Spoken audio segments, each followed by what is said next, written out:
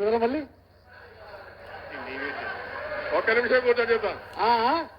హత్యా రాజకీయాలపైన ఎవరు హత్యా రాజకీయాలు చేస్తారో ఆయన పైన హత్యా రాజకీయాలపైన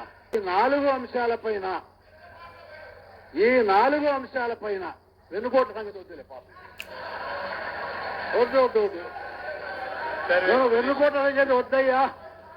ఈ 4 అంశాలపైన మట్టుకే రాష్ట్రంలో రెఫరెండం కండక్ట్ చేయించడానికి నేను సిద్ధమే.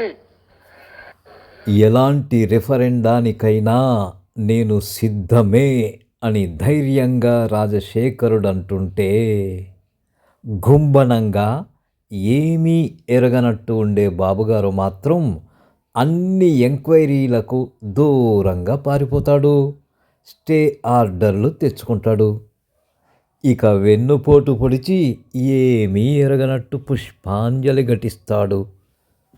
కేసులుంటేనే మాతో అపాయింట్మెంట్ దొరుకుతుంది అని చెప్పే మీరు, రెడ్ బుక్ రాజ్యాంగం అమలు చేసే మీరు శుద్ధపూసలా?